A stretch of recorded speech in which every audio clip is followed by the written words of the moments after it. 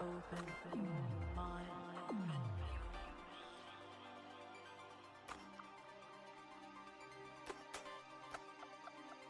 Open your mind.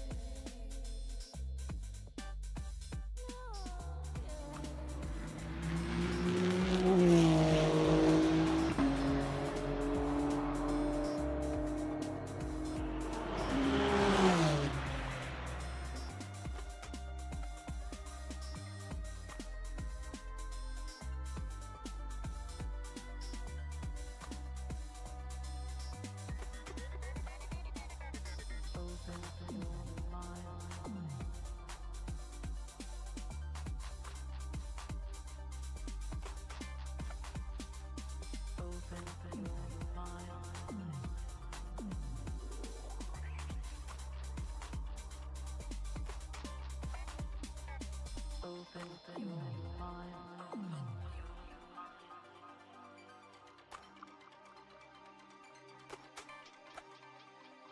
Open your mind.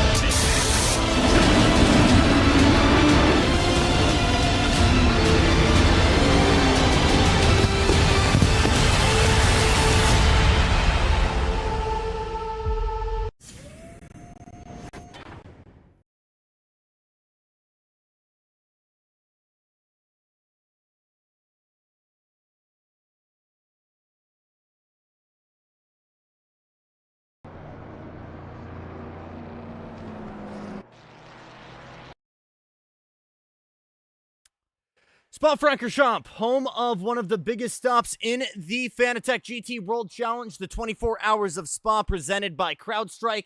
It's historic, it's fast, it's brave.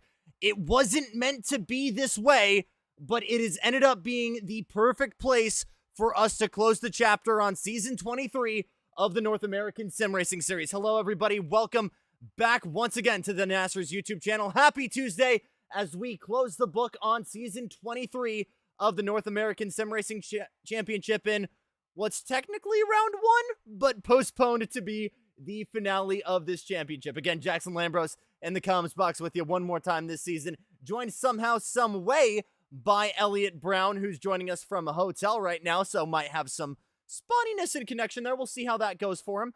But Elliot, I mean, we've talked about this all season long, but it sucks that we obviously had this push towards the end, but the excitement, the tension that's built to this weekend has been colossal.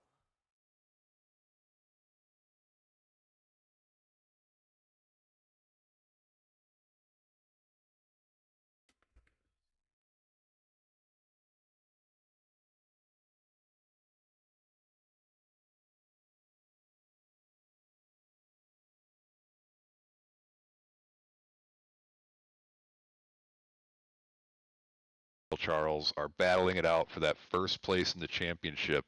And it's going to be incredible to see how they do in these perfect conditions today. Again, we've had a handful of a very, very mixed bag of different races here. Wet race, then we go to the kind of monsoon-like conditions back and forth in Monza, and then we had the absolute insanity just last weekend at Kyalami. So it comes back to where we were meant to start these Goldilocks conditions here at Spa-Francorchamps. And it is going to be, I don't want to call it a Guitar Hero-esque kind of race because a lot of guys really haven't gotten in practice. Mikel Charles, a great example of that. I talked to him just a couple minutes ago. He said, I haven't done a lot of practice. I've been focusing on Le Mans Ultimate. And, you know, whatever happens, happens. And as we kind of give you guys a better idea of this championship picture, Charles is up, but definitely not going to be handed this championship without a fight from Michael Landry. You know, and I'm questioning whether Charles is actually up right now because I'm doing the math as we speak, and I believe that Landry may actually, with the rules of the championship, the drop round, the qualifying points, I think Landry might actually be just ahead of Charles. Oh my goodness, we're going to have to wait and see here.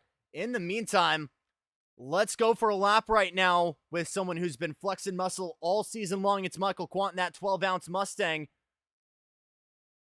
Through La Source, out of turn one. Exit is absolutely paramount here as we head back down the hill before we head straight back up through Eau Rouge and Radion. Hug the right wall. Be as brave as you can with the curbs.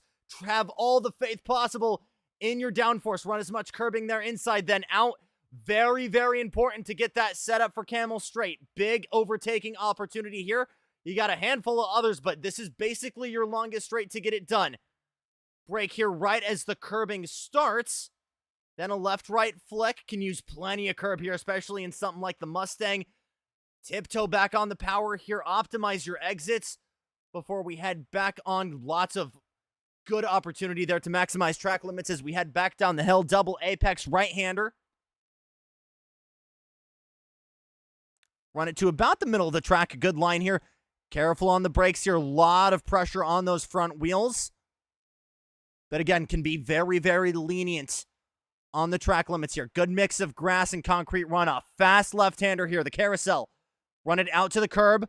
Lift a smidge, then all the way back in. Let the car compress and do the rest of the work back to the bottom of the hill. Brake at the bridge here into Sector 3. Running just a little bit of the curb. It's dangerous there. Can spit the car back out. As Quant goes a smidge wide here. Again, setup for the straights is absolutely paramount. Here it is again. Quick tap of the inside here. And then run as far wide as possible, but absolutely keep the floor as pinned as possible down this second back straightaway on the way to the bus stop. Slower left-hander. Here's the fast left-handed kink. Bit of a lift here. Quant's got that thing dialed in, though. He doesn't even need to. Break at the overhead barrier for the bus stop.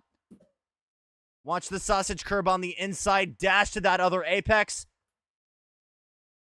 Back on the gas as soon as possible for a lap at one of the most legendary, one of the jewel box tracks we go to in ACC and in the North American Sim Racing Championship.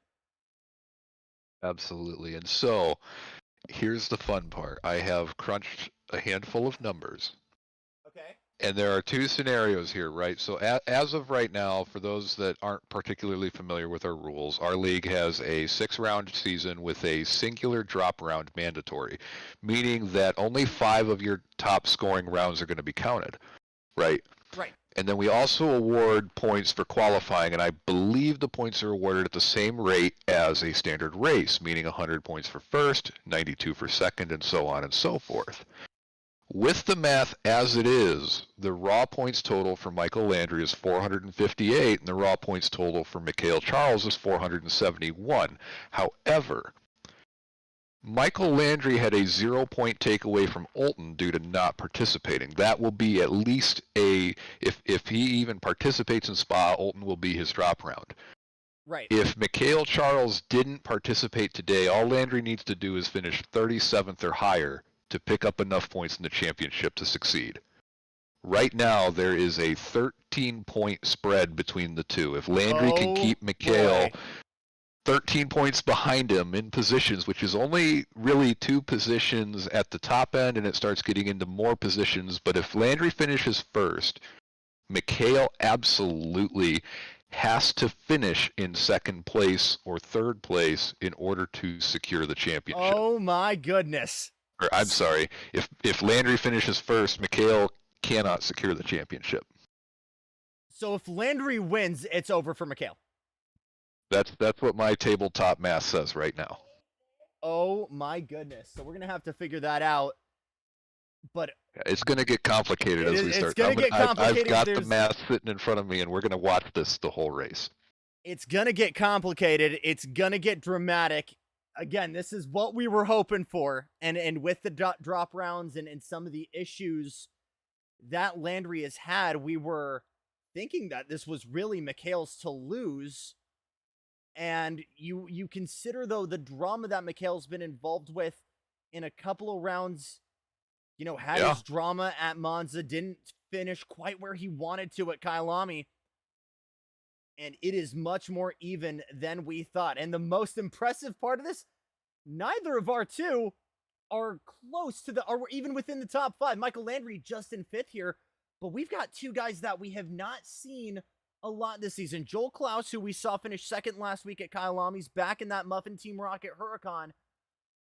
But let's give a warm welcome back to a guy we were just watching earlier on. It's Jorintas Butkus, or Jorintas, in that Hunarchy, that kind of pastel pink McLaren 720, who again was sort of the heel, isn't the strong word to say here, but is absolutely a guy that has battled with Klaus and Landry. Again with this Landry stuff. You opened a can of worms there. Here we go. Hello in chat from Nitin Murthy here as we thank all 8 of you provisionally right now joining us on this Tuesday night for the final time in Season 23.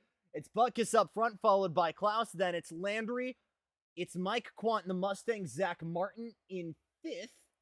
Jake Stork flexing that muscle right now in that Turner Motorsports BMW. Have not seen a lot of brilliance from him thus far. The pace has been there. The luck hasn't.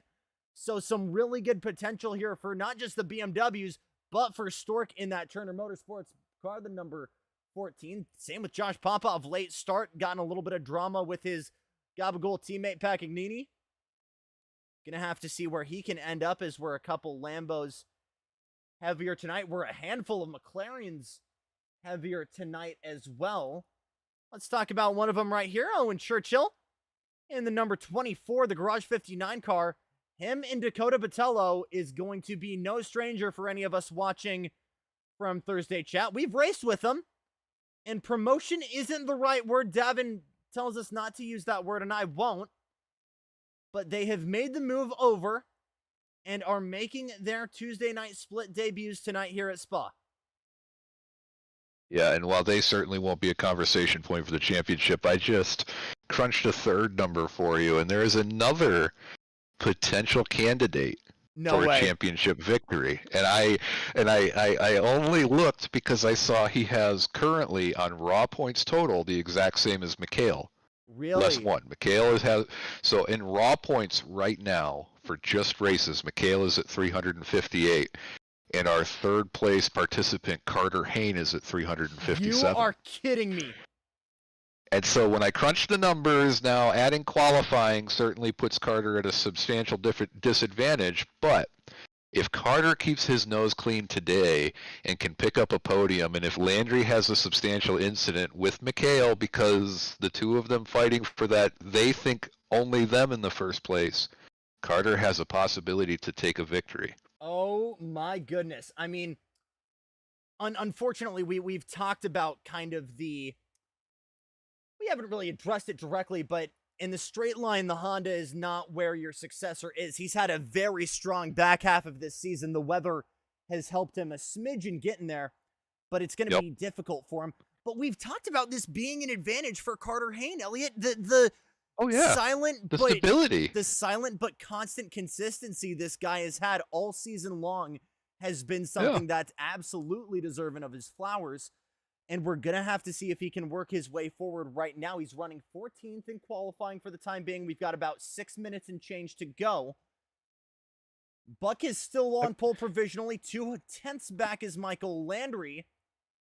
And it's a pair of Mustangs further back. Quentin Martin, Arjun Lakshmi Narasimhan has also really, really turned up the wick here in this back half of the season. He's got his Mercedes up in 6th right now. Could be another potential upset. And as I say that, enter Mikhail Charles. Gets that BMW up into 4th. Oh, yeah. And, you know, Carter, I wouldn't be having the Carter conversation right now knowing the NSX's weaknesses if it weren't for two things. First, Mikhail and Landry, they tend to have a likelihood to push their car over the limit. Carter is very reliable.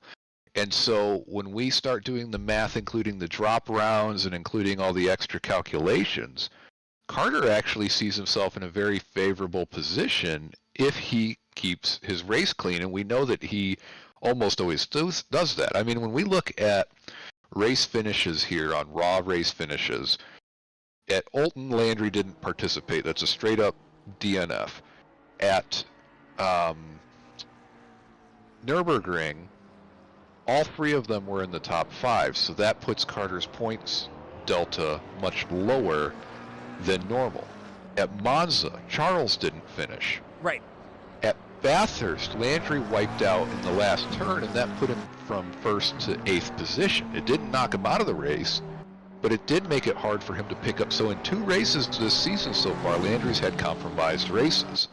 Right. In 2 races this season so far, or I'm sorry, 1 major race, but his qualifying wasn't great for Charles either. He qualified 7th, which is good in this group, but in the terms of the championship, it doesn't give him a big enough points haul to bring that delta up. So we're really looking at an opportunity for Carter to throw his hat in the ring, albeit it's a long shot. I'm not saying that it's a reasonable expectation.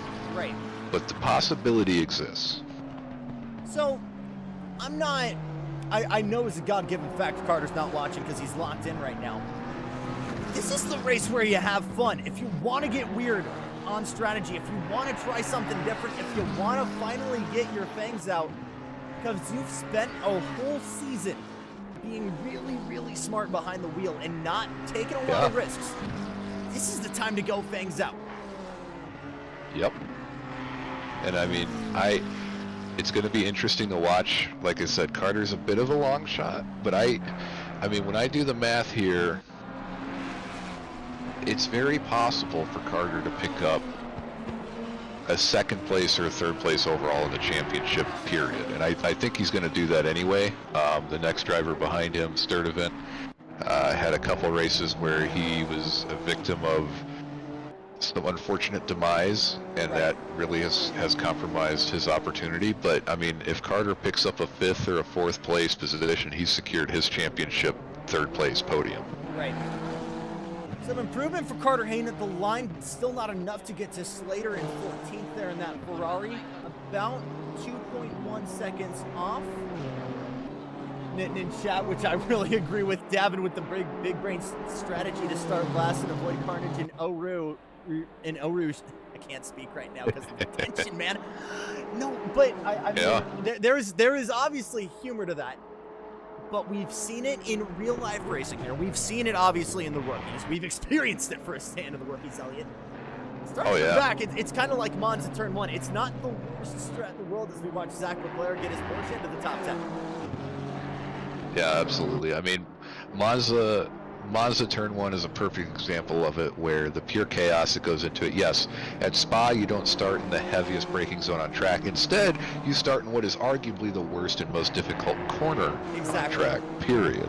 I mean, especially going side by side. It's hard enough to take Eau Rouge solo, but when you have another car next to you and you have a car 3 feet in front of you and another one 3 feet behind you, it is so incredibly difficult to start at this race and maintain a secure position. There's going to be a lot of shuffling through that first corner. Take the green flag after La Source on the run up to Eau Rouge, and again, that kind of makes sense because the last thing you want is a green flag, you know, with 10, 15 cars bunched up in the bus stop. But I mean, pretty much your second worst option is going side by side up Eau Rouge with, you know, 10, 15 cars barreling up 2 by 2. It's something we got to settle with, though. And I'm sick. I do need to say this. We get so much smoke in public lobbies, in just sim racing in general, for not being able to work our way through Turn 1. But you go watch F1 2012. The start for this Grand Prix in 2012 is Zach Martin sails his Mustang off into the wall. You look at how real life race starts have gone at Monza, at Spa, at any place with a really tight, complicated corner. Oberschleben, especially Portland. It's something that happens in real life too. It's not like this is something that exists only in sim racing.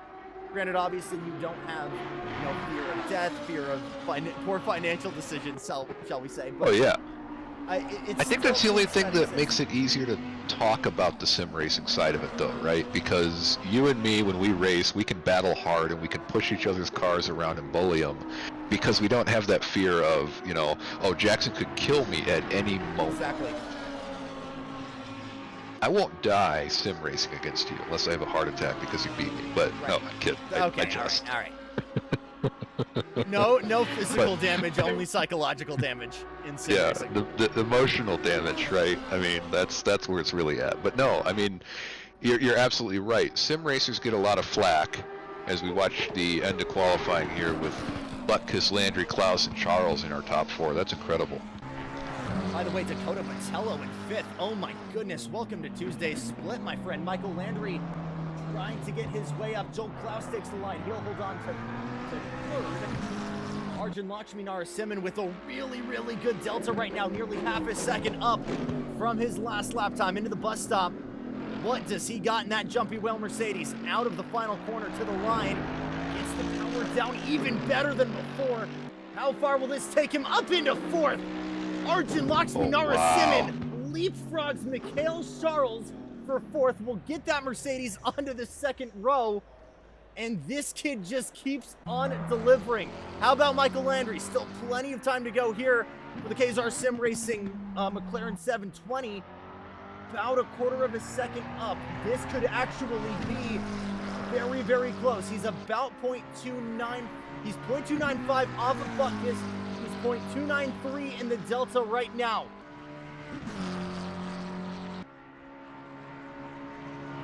Parker Thomas pointing it out. 216.8 the pole time. Is that even legal? I mean, the guy drives like he steals it every single weekend. That's what makes him special. Onto the anchors into the chicane. I think he lost a little bit of time there. Oh man, this is going to be close. Still neck and neck to the line. One of the closest splits between the front two coming up to the line. 0.025 will separate the front row, but it will be Butkus leading Landry into turn number 1. Oh my goodness. Incredible work from Butkus. No, oh my goodness. Some great work from Butkus, who returns with a pole to start us off for the final race of season 23. We'll step away for just a minute here. It's the season finale from Spa in season 23 of the North American Sim Racing Series.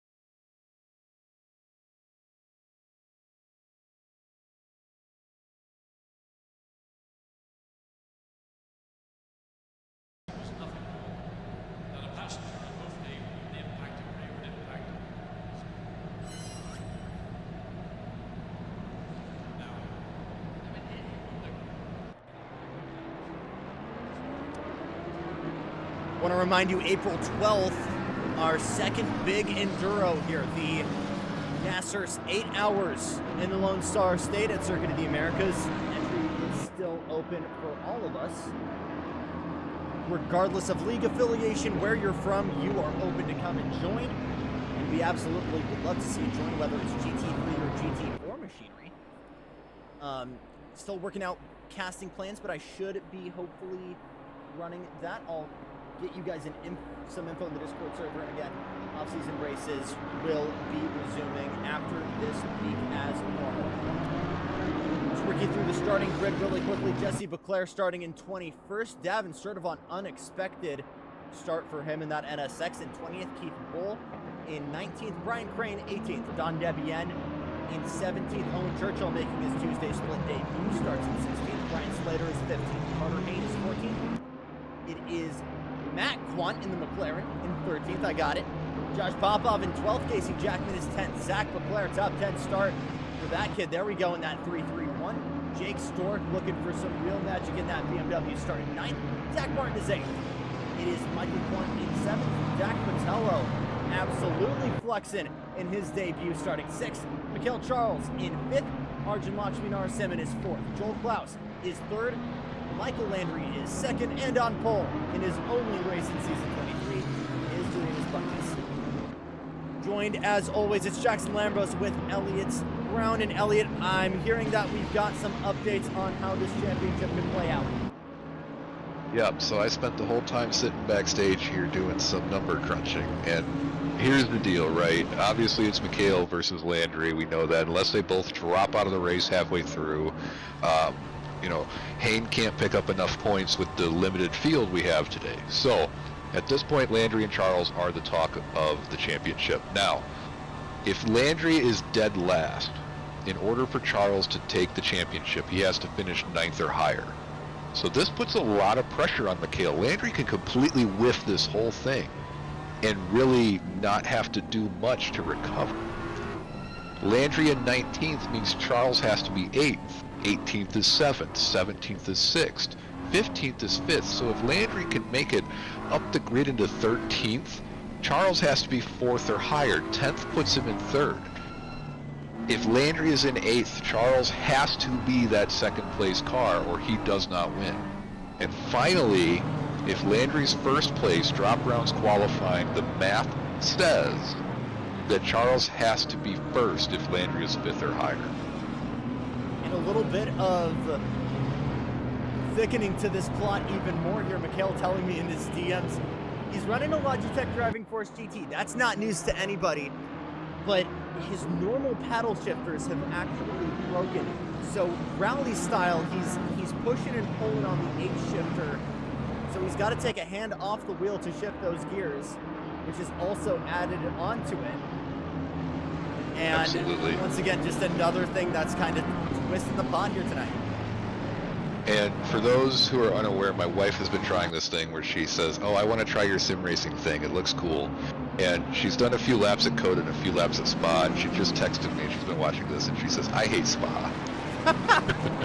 It's a love-hate relationship her. with this track, man. It's fun when you get it right, but every single time you don't, you're kicking yourself so hard because you know where you can get delta, but you're watching that delta go down if you miss an apex. If you're just that smidge late on the throttle, you know where you're losing it and you're actively watching it slip away. Spa and Monza, two of my least favorite because they're very easy to lose those deltas on the straightaways by a single mistake. And so we're coming around our final corner before we get this race started. It's going to be a banger. Yep, and again, no green flag just yet. Carter Haynes, starting from 14th, is waiting in the wings. If we have an absolute big kahuna here at the start, what could we see from the Tennessee kid and that NSX? But right now, it is all eyes on Michael Landry being led by Jarinas Butkus to the front of the field. What can Mikhail Charles do? Can we potentially see a flip here in the script and giving it back to Michael Landry? This is absolutely one of the most intense title fights we've seen here in the North American Sim Racing Series. Let's finally try and crown a championship for the first time in 7 weeks. And for the final time in season 23, we're racing here at Spa, and already big trouble! Mikhail Charles gets collected! Oh my goodness! Mikhail Charles, Butkus, everybody gets collected at the front, at the end of Eau Rouge and Radion, and the big kahuna at the top of the hill.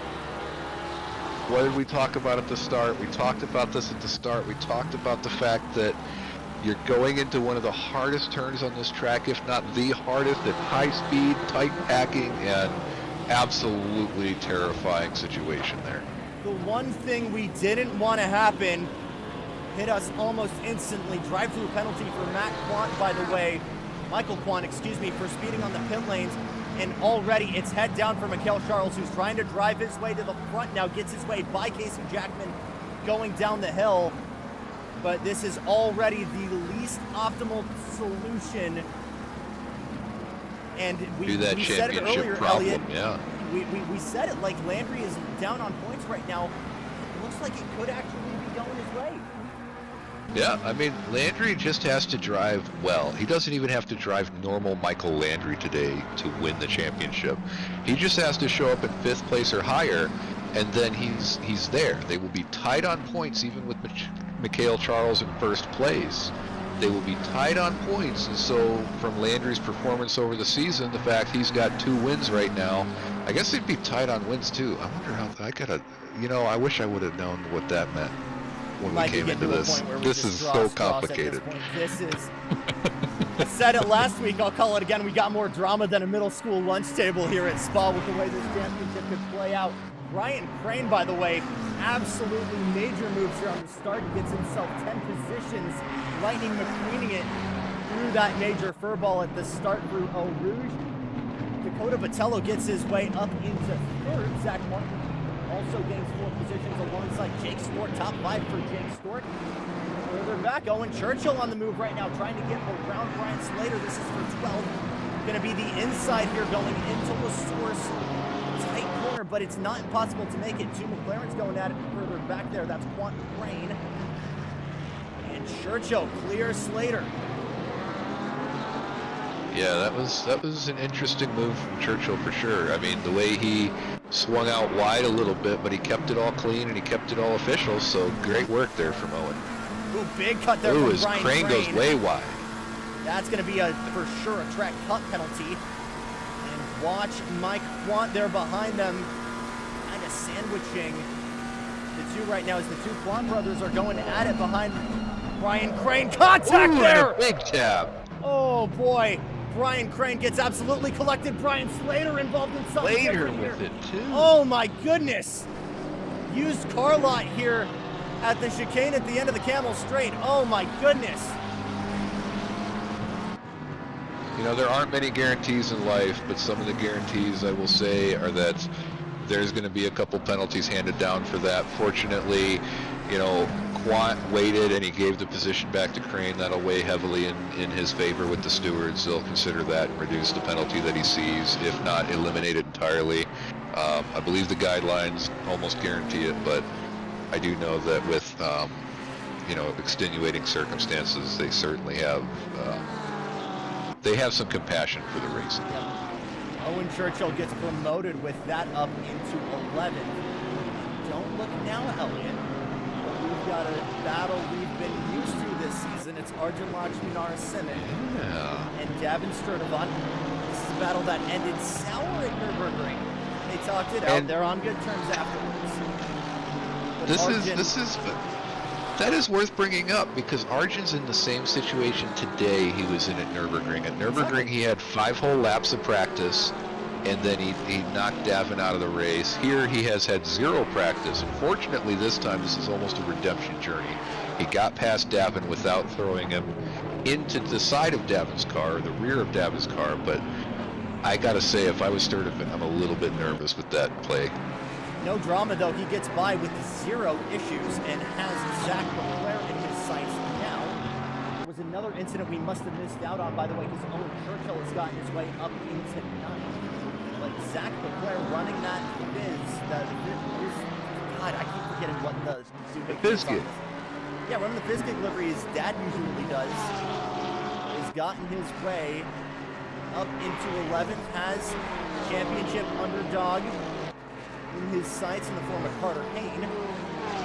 Porsche a good balance in terms of handling and power.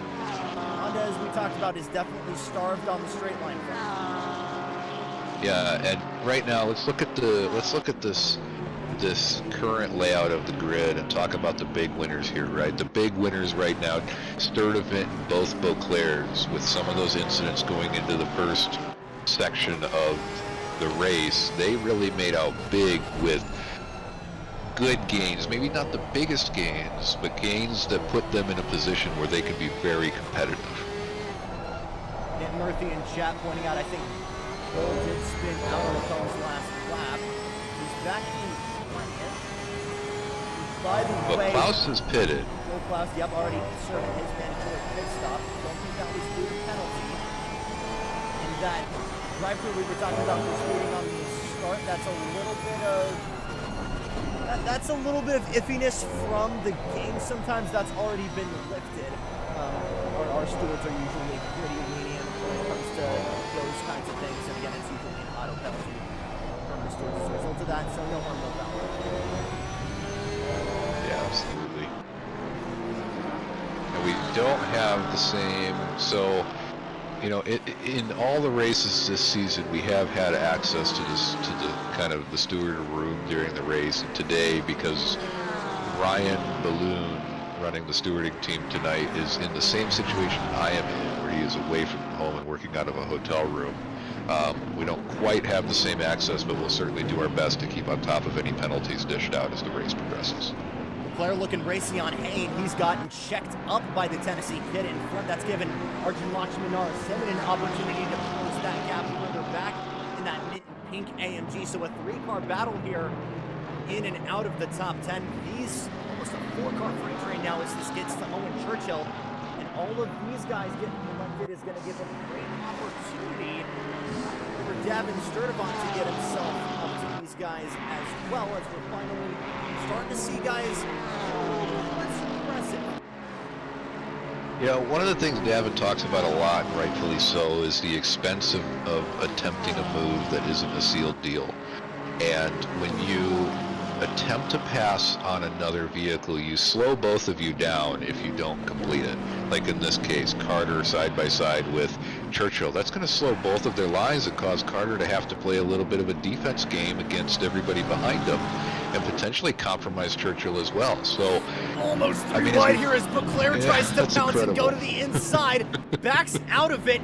Arjun trying the long way around, not going to work, and now that exposes him to Zach side by side going down the hill down. I believe this is Lacombs. Oh my goodness. Shuffling the deck here around the top 10. Carter Hayne, Owen Churchill hold their position. Zach Beauclair, the biggest loser there, as Lakshmi Narasimhan goes through. And both of these guys defending hard.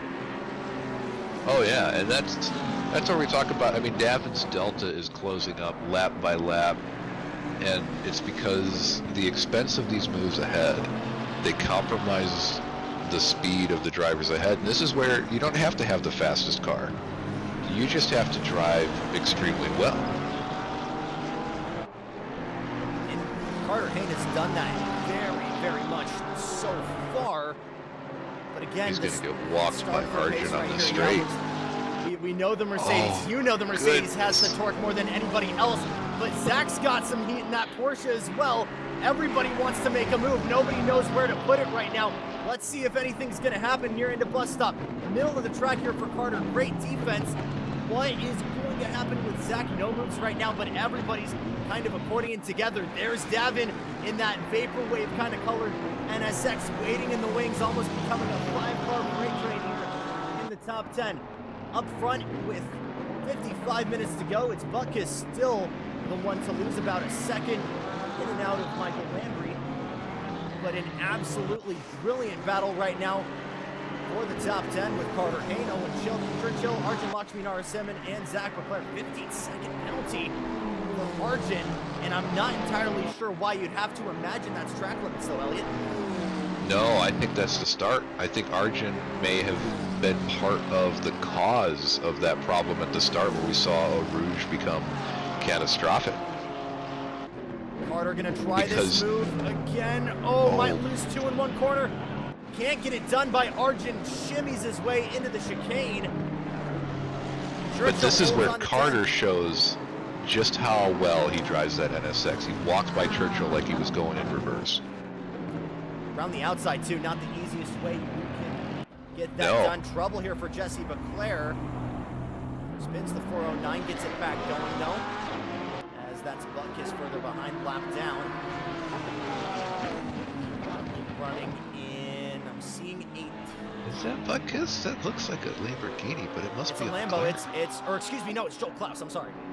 I was gonna say if it's a Lambo, it's either Klaus or Popov. Where is Popov? We haven't seen him Josh for a was minute. involved in that opening drama. He's back out front. He's in 17th. And Matt Quant has come into the pits as well. That looks like he's thrown in the towel. I'm not seeing that car up on jacks, and I don't think that's a penalty being served. So that might be... Yeah. I think he was caught up in that turn 1 incident. Well, when I say turn 1, the first turn of the race incident. And really, the biggest winner here right now is Landry. He's not even trying to push towards Butkus because he knows all I have to do is kind of stay in the top 5 and I'm golden. Arjun goes way deep into the bus stop and has absolutely lost the opportunity to make a pass on Beauclair and Churchill and Lost the brakes Yeah. on the first corner. You said that might have been because it was speeding on the start there? For Arjun, no. This is going to be that either the start incident or incident into Oh, right, turn. the big community. Yeah, I think Arjun was part of the cause of the big incident to start. And I wish I was not in a hotel because I'd go back and look. Right. Slater looking fast here on the exit. Ferrari, another very well-balanced car. Absolutely. Ryan Crane was on the move here, had a really good jump, but got caught up, got contact there, I believe, with the upper McLaren of Matt Quant. So back in 14th. Guy that's had his back against the wall before. He's done these drives before. We've seen Slater and Crane battle a couple of times here this season. You know, and it's funny because I practice with a lot of these guys because I'm not as fast as them, but I have enough pace that I don't get absolutely clapped by them. So I have fun practicing with them. And Arjun, Popov, Crane, and then one of the rookies, Parker Thomas, and myself all did a spa public lobby this weekend that was absolutely hilarious. And Crane found himself in this exact same position at the exact same stage of the race and came back and did very well until he made a mistake in turn 11. So I want to keep an eye on Crane as we progress through the race because he's already practiced this scenario. Right. And again, we're in a weird spot with how the season layout is because we've done the setups, we've done the practice, we've ran a whole season now, so we spend this whole week after last Tuesday, picking it back up and trying to get back to practice. So a lot of guys, we have such a big mix of a lot of guys running plenty of time practicing, a lot of guys not really getting too much. Mikkel's a great example of that, but very, very mixed bag and a lot of experience overall. Arjun looking to the inside of Churchill and LaSource. Not too much of a fight there from Owen. Might try the over-under. Didn't quite get it there. Done deal. And Arjun gets himself back into the top 10. Yeah, I mean, that Mercedes, once it's made the corner, it is an extremely powerful weapon in terms of acceleration. That McLaren had no chance once the Mercedes was around the bend. Now, getting around the bend, that's the hard part in the Mercedes. It doesn't like to turn very well, at least not survivably. Bad exit. Watch Beauclair try really hard on Churchill. Ooh. Got a bad exit on Eau Rouge there, and that gave Zach an opportunity to pounce. Going to try the outside just like Carter did on Arjun earlier on. Still side by side the McLaren and the Porsche, and Owen holds on to 11. Some great defense. He's lost a couple spots, but has not cracked under pressure. But I think Zach might have a big slide there on the exit, but managed to keep it together. And Zach Beauclair has has had a lot of opportunities to move forward, but just has not been able to get it done so far. I mean, this is probably the Porsche's weakest track in terms of the seat. Ooh, Don Don Devienne is off in the grass at in Campus. I'm gonna get the replay here, because I've got the replay machine. Debian into the first chicane. Let's see it. I'm gonna guess. Ooh, Oh, not Campus. maybe just, I don't know, maybe just got on the gas a smidge too early there. Yeah, this is a classic mistake that folks make coming out of corners. I mean, we see all the pros do it. We see the rookies do it every week. If you throttle in the wrong spot, you spin the car around, that's a guarantee. He's got a lot of front end damage there. I gotta imagine that's really hard to drive today. If I were Don, I'd be going for a pit stop right now. You know something, we didn't even spend this time talking about strategy calls here, and guys have been kind of forced to take early stops. That might have been what a couple people have predicted with how, you know, lap goes here as Zach Martin tries to get to work on Dakota Botello. But you know, something we haven't really talked about, and we'll see how this plays out as the race goes on. It's a really long pit lane, and you've got to be really It's two pit lanes. Two pit lanes, yeah. You go into the pits, you go around out of the first set of pit boxes into the second set of pit boxes. Drama-free move there from Zach Martin, which is exactly what he wants after a very hectic couple of weeks here. Gets into third, but don't get it wrong. Botello is fighting back in that Taco Bell McLaren, trying to tuck in. That McLaren's got it off the line. There's a little bit of a shimmy there from Dakota, but in the straight line, it's going to be a shocker to nobody. Nothing beats the Mustang when it comes to straight line speed. No, I mean, the McLarens, they're certainly competitive with it, but they don't.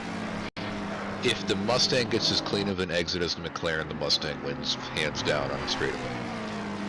It's really interesting when you see newer cars added in to ACC and how it kind of coexists with balance of performance. Because if you go look at real life racing, like SRO or INZA or any GT racing, anytime, you know, we've got a couple of really fresh cars here. The M4 GT, the Mustangs, or R2, the Ferrari 296 as well. Those cars absolutely struggled earlier on because those leagues knew that they were the faster car on paper, but you gotta ease it in terms of BOP. We're kind of seeing the opposite effect of that here in the virtual world. The M4, the Ferrari, the Mustang, all incredibly fast on paper. You could argue there's a little bit of a placebo effect for drivers, and that new thing is objectively better, or subjectively better.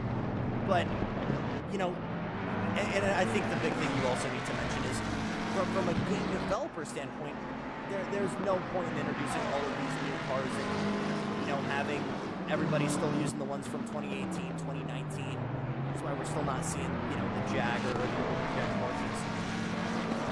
Or that V12 Aston. I mean, that thing sounds so good. Yes. It's fun to drive, but it's so slow.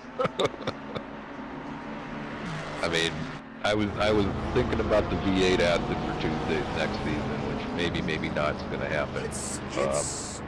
I will say, and it's a lot of fun. It's a lot of fun. It's not too far of a cry from the Mercedes you're driving right now as Michael Warren comes to pit road. A little bit of damage there to the front end of his Mustang. Yeah, his hood's been rattling for a few laps. To get to work on Owen Churchill. Has closed that gap back up again. Has had the exit a couple of times here on Owen Churchill. Where's he going to go this time?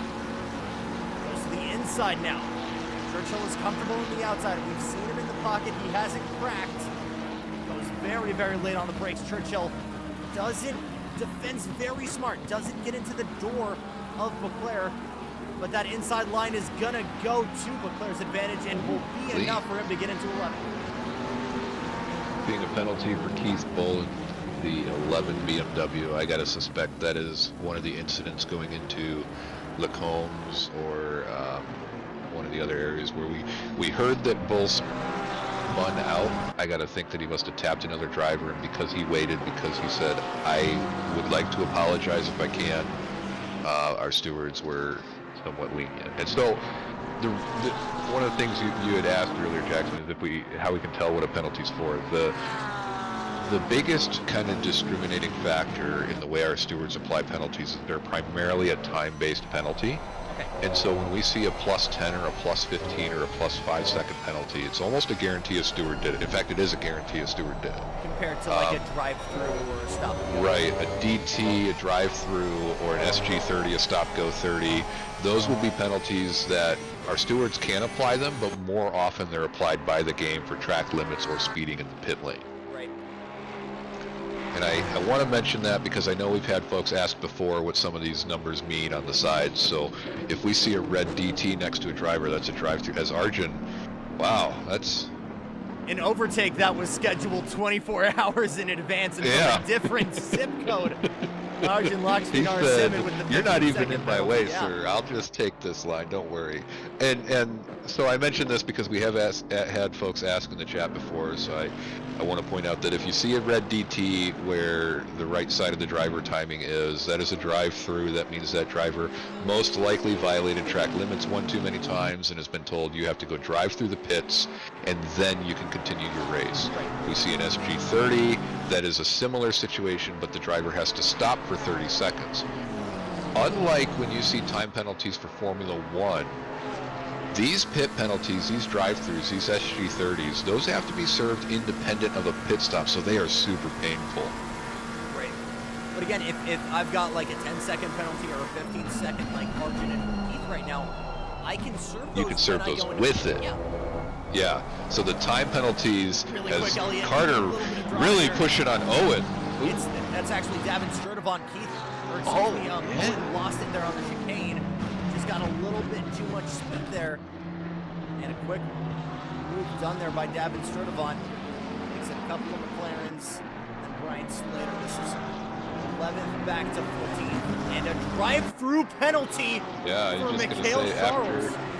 after that big conversation about what do penalties mean, Charles gets a drive-through, and this is probably the second most painful penalty you can get. I mean, I say probably, it really is the second most painful penalty you can get in this game. He has pushed track limits, he's pushed it beyond the boundaries of what the game considers acceptable one too many times, and he doesn't have to serve it this lap, but he is only allowed to cross that start-finish line 3 times before he serves that penalty, and that's something that is very important to keep an eye on. Oh my goodness, and at a track like Spa, that hurts more than any other. He's going to go into the box right now to serve it, and that almost certainly is going to give the chips over to Michael Landry for the championship. Again, still plenty of racing to go, not even halfway here at Spa-Francorchamps, but that is absolutely going to give the point advantage over to Michael, who has just kind of been in no man's land right now, about a second and a half off of Drenus Butkus. After that, Zach Martin a whole 12 seconds back, and based off of qualifying abilities, that's not too much of a shocker. We kind of knew those two were going to be in a league of their own. Yep. And so I have the drama now. And I have been granted the privilege of the steward digest of this Amazing. race. I just want to see what Ryan said on the race start, honestly. As predicted, car 5 on the race start, you know, our old friend Arjun did not have sufficient overlap, tried to take up the inside of car 9. Who was car 9 on our sheet? Oh, Joel Klaus, unfortunately, the bumped back into nearly last place at this point. And not enough overlap, and that caused Arjun to receive a 15-second penalty. I'm not going to cover that one because it's a warning. We're not going to see it on our sheet. We've got some time. I'm going to see if I can get the race start here. We should. 2 10-second penalties issued, one for 25 and 27. It was the 27 car, which I believe was Keith Bull, received a 10-second penalty for, was that Keith Bull? That may have been the, oh no, this was the, I believe this was the incident between... Here's the race start. Yeah, let's talk about Oh, that there it first. This is. is more Yep. important. Yep. That's Watch that green Lamborghini just get into Argent. and they Correct. both, and that created the cascade of. Oh, Further my back, you goodness, can see that Arch. liquid molly. I think that's Jake Stork that got into Casey Jackman or the Mustang of Quant there. Everybody trying to react. Oh, the Mustang of Debian with nowhere to go. Gets a really. You really big have to lick. feel for Klaus. He got bullied by everybody in this, just by being in there. There's Popov spinning around. Oh, it is. Yeah, I'm a little surprised it's only 15 seconds. Let's just. With how many cars got involved in that simply because of that one incident, I'm almost surprised the stewards didn't say SG30. But the guidelines are the guidelines. I'm only being a commentator about it. Don't shoot the messenger. Yeah, don't shoot the messenger. So let's get back into this. So 2 10-second penalties at this point issued as well. 25 Oh my and 20 goodness. I think a pit lane speed violation for Mikhail Charles might have been something else we missed here because he served his drive-through. Oh! And that That's might a big do it. oof. Yeah, that's. If I were Charles, I'd almost throw in the towel at this point. Wow. Oh my Wow. goodness. We're watching Dakota Botello go into the pit box right in front of him. And that might Just be wow. curtains for the kid from Trinidad's championship. Oh my. So I did all this math just to find out that it's fine. I don't, you know. I'm not bitter about it, I swear. Got some goat, right. Got some goat defense in chat here from Preston Ferenzi. But Preston, look on I chat. get it. No, absolutely. 3-car battle here right now. Brian Slater, David Von Owen Churchill. 2 senseis and a couple of students further back going to battle.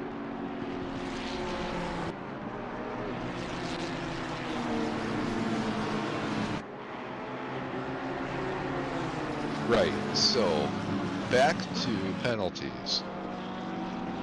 Because I still got 2 penalties here I gotta talk about. 25 and 27, I think this is the incident with Keith Bull on Brian Crane or somebody on Brian. They have since 27 and they have since left the race, which means that I don't have them on my screen anymore. Zach Martin, I think, was one of the cars involved, I believe. Okay, well, Martin's still here, and I don't see an incident with Martin on this. I'm gonna have you step away for a second here. Brian Crane with a good run here through the kink. Churchill goes wide. We've got one of the Lambos further back waiting in the wings. I believe that's Popov. It's both of the Lambos.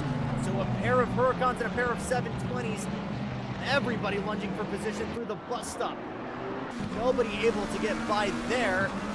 But Popov looking for a way around here. Brian Crane, not for position.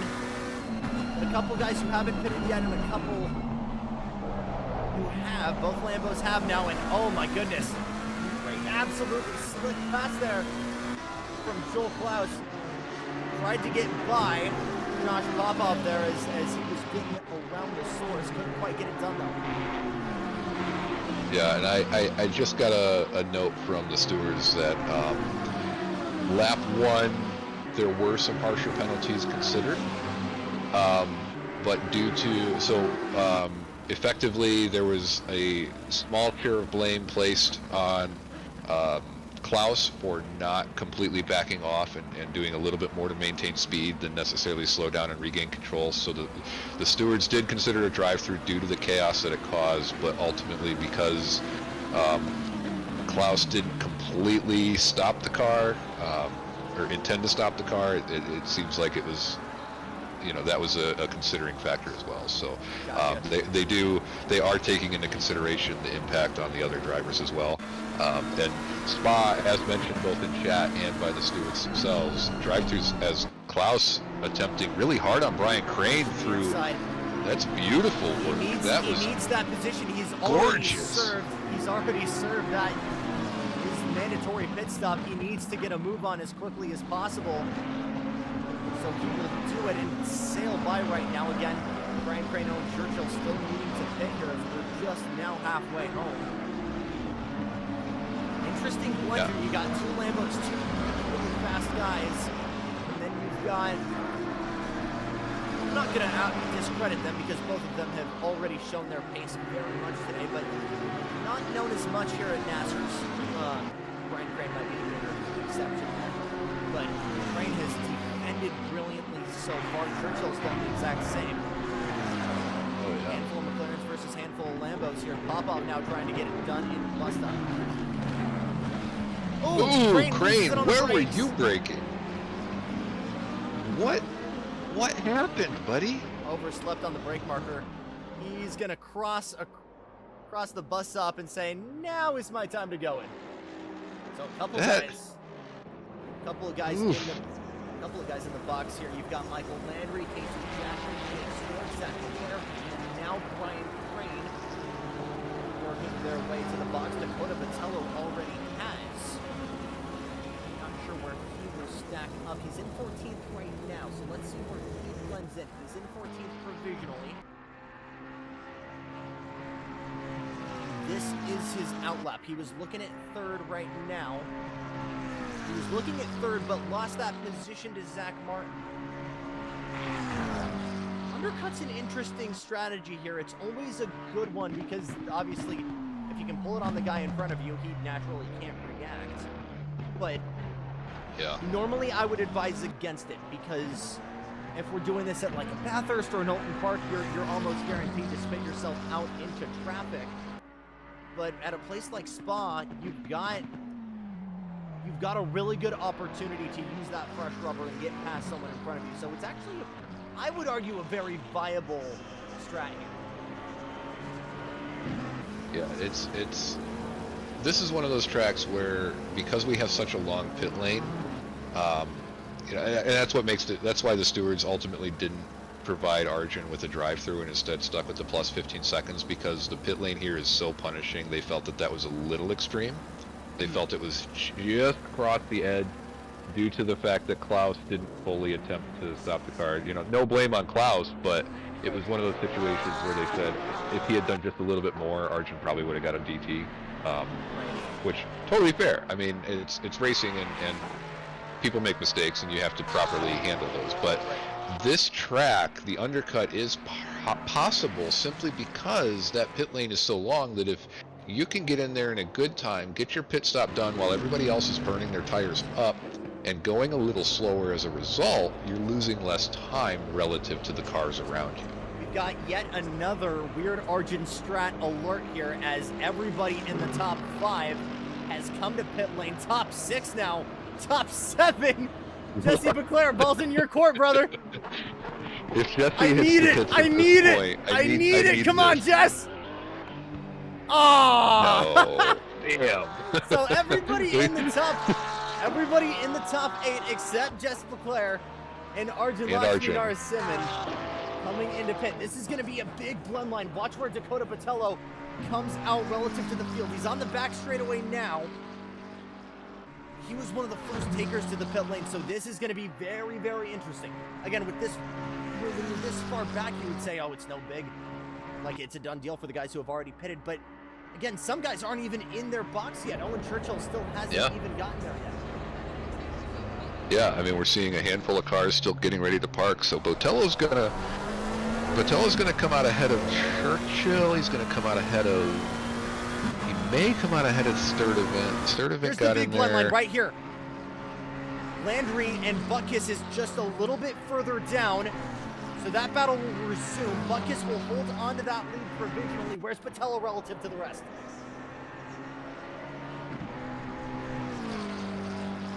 Coming out right now is Zach Martin. Oh, this is going to be close. These guys were battling earlier on. Yeah, oh boy, battle at the blend line. Good run here. From Botello to the outside, sucks into the draft, goes to the outside. The draft, man, that's smart. Done, yeah.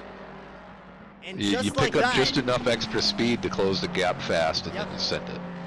Martin stood no chance. Zach Martin sailed by, but the undercut has absolutely thrown the rookie Dakota Botello right back in to the talk here for the podium battle.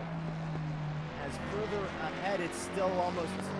Actually, I say that. This battle's heating up as well. Just a third of a second separating our two guys on the podium. 18 seconds separating both of these battles. But it is getting spicy here in the back half of our final race. Yeah, and Landry at this point, he doesn't have to do anything. Right. I'd have to look up when we count points, but I think it's the halfway point. So I think that now that Landry's done more than 30 minutes of race, he's won the championship. And it's... Wait, no, I know he has, because even if he wipes out, he's ahead on points with the drops. Yeah. He's already 12 points ahead. Again, you need...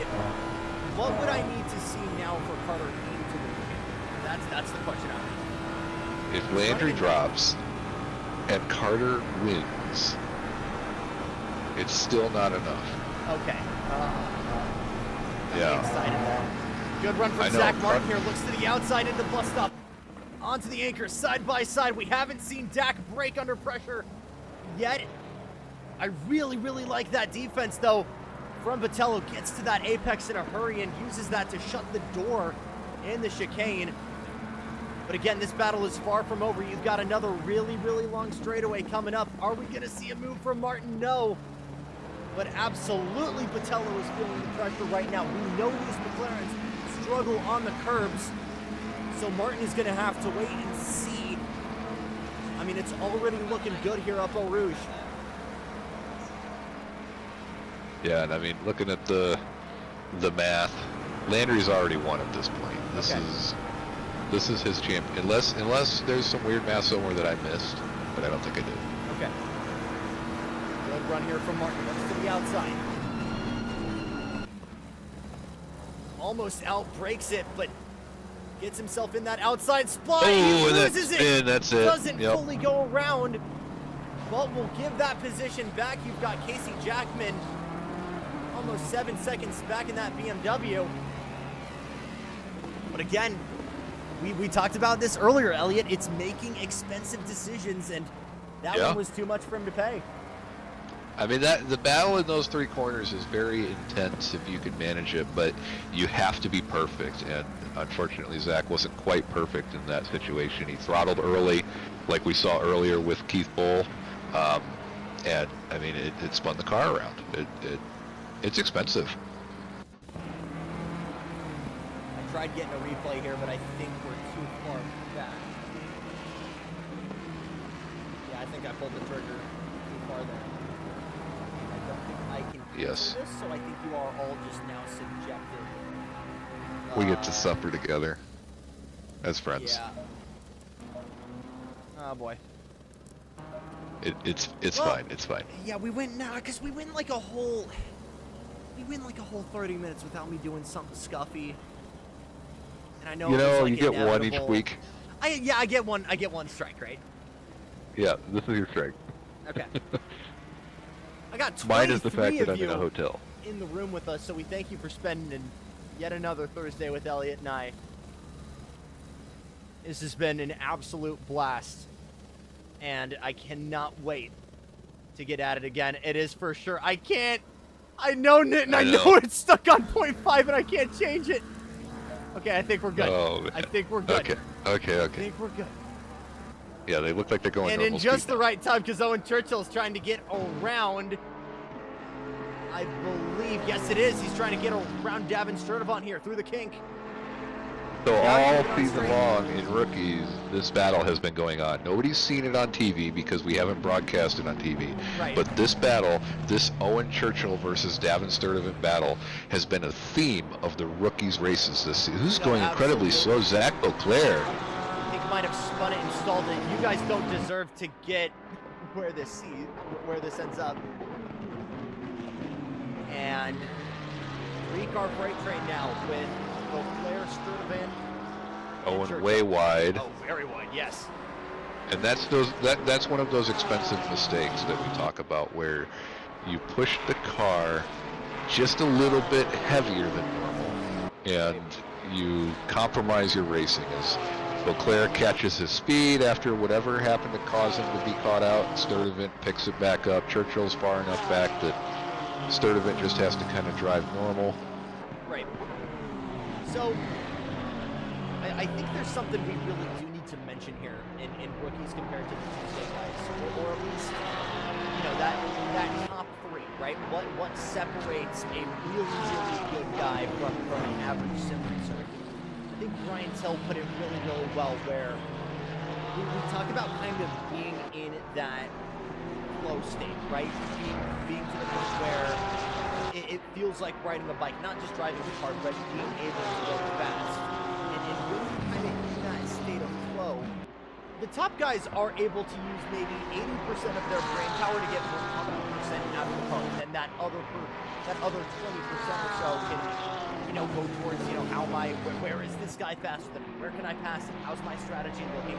Able to put that mentality also.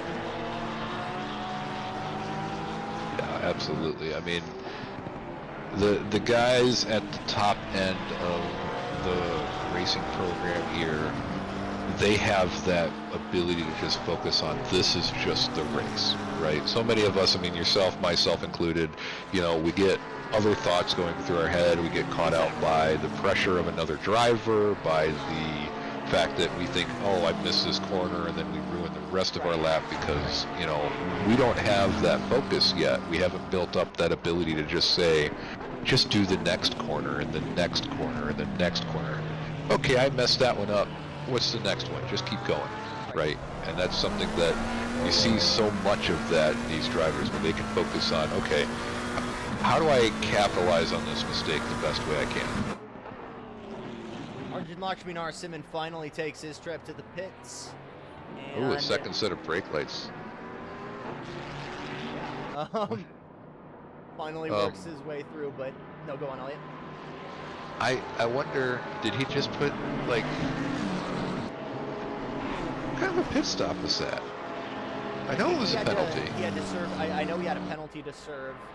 I think he might have struggled to get that car refired there. It looks like he stopped incredibly quick. Okay, never mind. Slater just jumped him. Okay. Yep, I was like looking at the deltas, and I'm like, how is he still so far ahead? I'll tell you what, that should tell you, though, just how packed this field has been all night. You could also argue, you know, row, but being able to having just an extra 15 seconds in the box puts you from, you know, maybe going out in 5th or 6th to being spat out in 14th. Zach Leclerc gets a 5-second penalty now. I believe there might have been some contact there that we might have not seen. Yeah, so Beauclair was following Slater into the bus stop and broke a little bit late. Slater broke at their normal point. Beauclair broke a little bit late, and there was just a little bit of avoidable contact. Beauclair did wait, and that must have been why we saw him going so slow a couple laps ago. So again, if it's a 5-second penalty like this, you've got two flavors of basically how you can pay this. And at this point, it's just going to go onto your total race time. So that's going to put him, looking at our deltas here on our screen on the left, on the timing total here, that's going to put him around where Arjun is. So yeah, it'll 13. put him just ahead of Arjun, which means Arjun now has to say, how can I best capitalize on this? And that is close that delta up to less than mental mass is 1.4 seconds. There you go. See, Mino do words well. Or Mino do numbers good. You do words well. We've already discussed how I can't count because this is apparently what season is. This is what week 8. Season 7, round 23. Yes. Let's get it right? Season 7, round 23, race 9. Race 1 in week... No, round 1, race 6 in week 7. That's the complication. Round 1, in technical ordering of the races, week 7, because week 1 was a wash, because this was week 1, but now it's week 7. And then race number 6 that we have said hello to the great fans that we have. Right. 20 minutes to go. We're going to step away really quickly and give you the sights and sounds of Spa-Francorchamps. It's the final round of season 23 of the North American Sim Racing Series. Stay with us.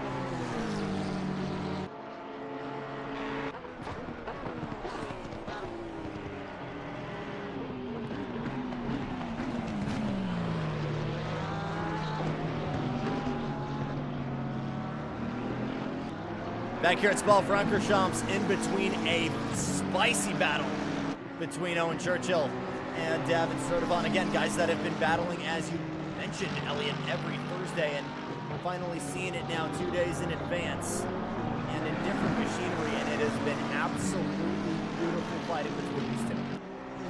Oh, absolutely. Davin's been keeping Owen right at bay. Owen throwing the car around, Davin saying, nope, nope, nope, you stay back there. You know, I'm noticing the delta from Beauclair to Churchill has built up to 0.8 beyond, or 0.08 beyond the 5-second mark, meaning that this battle between Sturtevant and Churchill has cost them enough time. Churchill just lost out on the penalty. We got a couple more battles going on here as we have just over 15 minutes to go here. Closing round of season 23. Michael Landry has kept Renus Butkus at bay, just about a second between those two. More importantly, though, more closely, Zach Martin has gotten right back to that highlighter rear bumper of Dakota Botello, and this battle is absolutely back on. Again, we've talked about the straight line speed for Martin. It's in his advantage. How are we going to see defense from Botello this time? Exact same spot they did it last time. Goes to the inside. Now flips the script. Tries the over-under. Can't get it done. Yeah, but Martin being in this proximity, turn one's going to be an opportunity. I wouldn't say that, especially with a lunge to the inside. We might see a little bit. He's so confident on the brakes. He's able to know where Botello is braking and where he's able to kind of maximize that on the left foot. Can't quite get it done down the source. Here we go to Eau Rouge. Again, this is where we've consistently seen Dakota Botello kind of choke up. We're seeing it again, taking as big of a chunk on that inside curve of Radion as possible. It's not going to be enough, though. It's all the way to the bumper, goes to the outside now. Yeah, turn one set Martin up for an opportunity to get just ahead as they come into the corner and keep it ahead coming around the second part of this trifecta. Oh man, this is some really tight racing. Botello's staying right on his bumper. Trying to fight back, might have a lunge on the brakes here. Nope.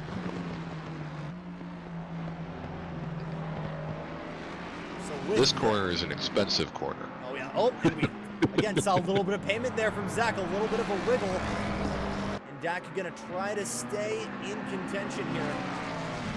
But a very tight but nicely done move there from Zach Martin to get himself back onto the podium. Absolutely. So Butkus, Landry, Martin for our top three at the moment, as Argent got around Churchill to the inside. Oh my my goodness, almost takes a chunk out of Davin Sturtevant. A Code Brown moment for Owen Churchill. Thankfully ends in no drama. But if it was a quarter, if it was a tenth of a second later on the brakes, that would have been bowling for Churchill. That would have been a conversation none of us want to have at this point in the season, with Sturtevant having been hit so many times already. But come on, Owen, please don't make me have to sit down for another one of these. The guy in front of him's already taken a trip to the I Hit Davin Club. So we definitely don't want any repeats of the guy that makes the sausage for us every week, as Owen continues to go wide there. And I think is just a little bit rattled after making that. And again, this is kind of a rookie issue that I think everybody kind of struggles with, especially when making the move up, is getting back on the horse after making a mistake, trying to get back in that flow state. And things can throw us off from that. I think a great example would be, seeing that you've got a penalty, or seeing that, you made a mistake, or there's some kind of damage. I've made mistakes because my fuel light's gone on. So being able to, again, stay focused, stay locked in, get back on the horse regardless of what's being thrown at you, that's really what separates the good guys from the average guys. Yeah, and it's sometimes it's about relocking it, not staying locked in so much as getting back, right? And that's something that, when I find myself, it's funny because when I have an incident like that where I go wide in one corner, every single corner the rest of my lap is just going to get worse and worse and worse, because for some reason, I can't get back into that rhythm. And so it's not until I finally hit the start-finish line that I find a way Right. to get back into that rhythm of, okay, here's what I have to do. And when you're a really good driver and even a great driver, you can find that rhythm immediately. That was really wide coming up Radion by Owen. I think he's getting a little frustrated here from having lost so much speed to Davin. I mean, that delta went from 0.2 to 2.7 seconds now. I'm sorry, 0.9 seconds. I can read. I want to use this to pivot because it should be said that the Churchill and Botello have kind of had this little, I don't want to call it an advantage, but they're able to make that move up from the rookie car, go from the first 720 and then hop into the Evo model that everybody uses here in the Tuesday split. And there's a little bit of a apples to apples comparison there. You can make the same argument with guys like Litton and Arjun aren't great examples because we don't see them Tuesdays that or on Thursdays that much anymore, but they can make that jump straight from the 2016 model up to the 2020. If you're driving a Mercedes, you can do that too, Elliot, but I know you've got different ideas for what you would want to run on Tuesdays. But, you know, that's a little bit of an advantage, and a lot of problems that the original McLaren had were very much fixed out. Low speed, stability, and you know, downforce, and especially, you know, confidence. The Evo for sure gives you confidence in high speed corners, and to an extent, it gives you a lot more confidence over the curbs, but McLaren has always struggled on the curbs, and it's always kind of been starving in terms of straight line speed, and it's what we've seen be the major trouble for Owen Churchill.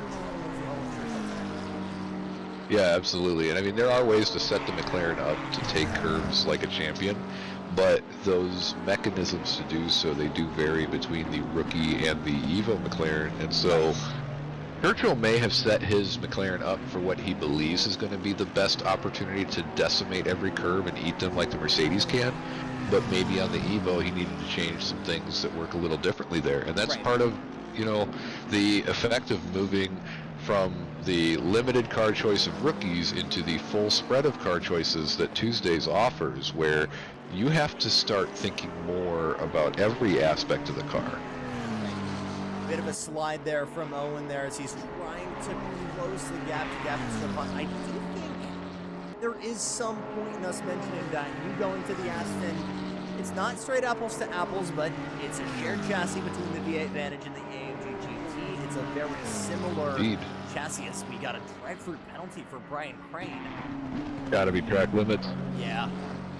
And this is one of those tracks where, unlike Bolton or Bathurst, you don't have, you know, seas of grass or a race-ending concrete wall to punish you in the event that you sail off track. And I think that kind of left hand curbing over Eau Rouge is a great example of where you can maybe, I don't want to say punish track limits, but certainly try and gain delta, and we're seeing, you know, the second guy today that we've seen get a penalty for doing that.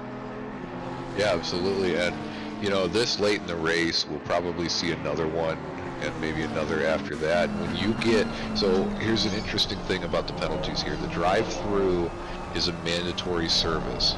If you don't service it by the end of the race, it turns into a time penalty. And at Spa, if I remember right, it's an 80-second time penalty. If you get this on the last lap, your race is over. Exactly. I mean, you look, you've got Josh Popov in 18th. Oh, and getting real close. 18th, he got a good run from Looking at a Churchill move coming right into now. Blanchimont. Blanchimont, left-handed kink. Stability Did you call it Blanchimont? Is high. We're not going to talk about that. Owen Churchill so can't get it done though. Backs out.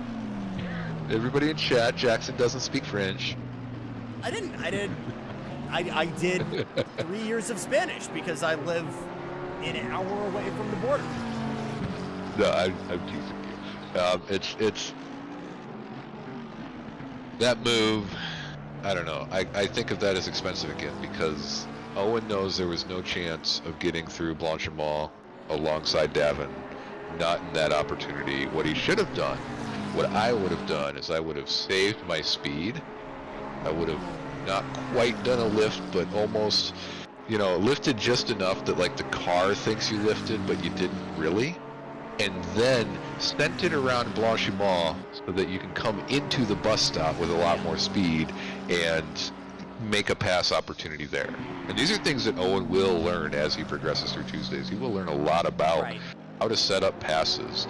And we will see him next season being one of those guys to absolutely attempt some pretty interesting and pretty outstanding opportunities to pass another car. Crane into the box to serve his penalty. And again, I tried mentioning this earlier, but not so much is braking in the straightaway part important when it comes to the overtake, and obviously it is, but it all starts out in the corner exit, in the different ways that set that up. Owen Churchill with another maybe expensive move here, but who cares? It looks cool. Tries the outside here. Yeah, Churchill seeing that this is the only position he's going to have an opportunity to pick up at the end of the race, and so he's pushing that car as hard as he can. But Sturdivant does this really cool thing where he defends very efficiently and also forces you. Oh! I mean, like right there. Oh my goodness! That. Oh my! And that's why you don't follow that close. I was convinced that Sturdivant was absolutely door checked into the wall, but it was actually the other way around, and Owen Churchill with major front end damage. See if we can get a replay here. Oh, and I gotta find the car. Ah, beans. Here we go.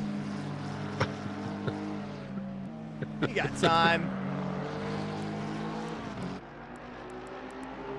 Side by side again, not the ideal place that you want to get this done. No, and you can see him getting antsy. You can see him getting agitated by it. Sturdivant slowing for the apex, and I mean, Churchill, you need to plan ahead when another driver is in front of you. You need to be ready for something unexpected, and he's kept on going, so the damage is clearly not bad enough that he needs to go in, although that was a pretty solid lick into that tire barrier. I think there's also maybe a little bit of mentality in knowing that you've got Jesse Leclerc behind you, and there's probably a penalty coming your way if we're being really real with ourselves.